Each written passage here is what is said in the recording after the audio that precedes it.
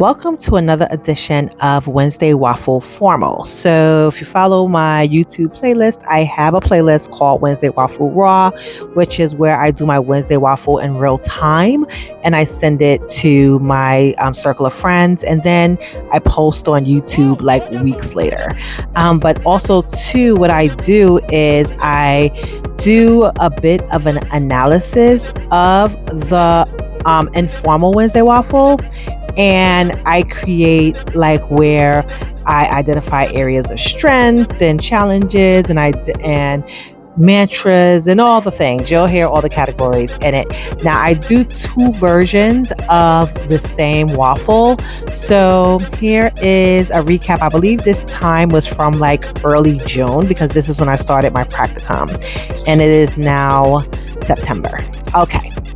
So weekly recap, week of 6-1 through 6-7, the vibe. Overwhelmed but determined. You're stepping into new territory, practicum, while juggling school, work, parenting, and self-care. There's honesty about the nerves, but also pride that you pushed through. Top wins. Started your practicum and completed your first 2 counseling sessions. Pushed through the nerves and noticed improvement from session 1 to session 2. Balancing heavy coursework alongside practicum launch. Planning your son's college tour at LIU Post mom milestone. Still finding joy in the little things like outfits, cardigans, and sports, WNBA vibes. Growth edge. Making space for self-care and physical movement, gym, spin class, while navigating the most demanding school year yet. Also sitting with the nerves of new experiences instead of letting them freeze you. Quote to remember: it was nerve-wracking, but I got through it, and the second session was better than the first. Content sparks. A reel on starting my practicum at 40 plus, what it really feels like. Blog video, nerves versus growth. Why being uncomfortable means you're leveling up. Post on balancing grad school plus parenting plus self-care without guilt. Content about preparing your teen for college tours, applications, the emotional side of it. IG caption: cardigans and counseling. Comfort while stepping into uncomfortable spaces. Mantra for next week: I can be nervous and still do the thing. Every session, every step, every choice builds my growth. Second version of it.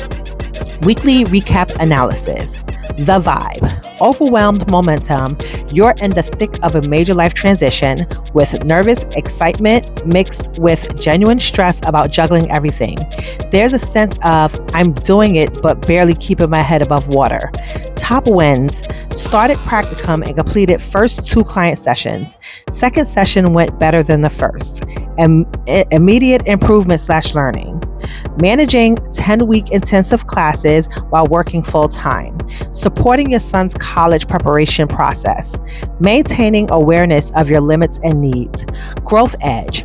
The pattern of saying, I need to get my life together, while actually managing an extraordinary amount of responsibility suggests you might be holding yourself to unrealistic standards. Your self-criticism seems disproportionate to what you're actually accomplishing.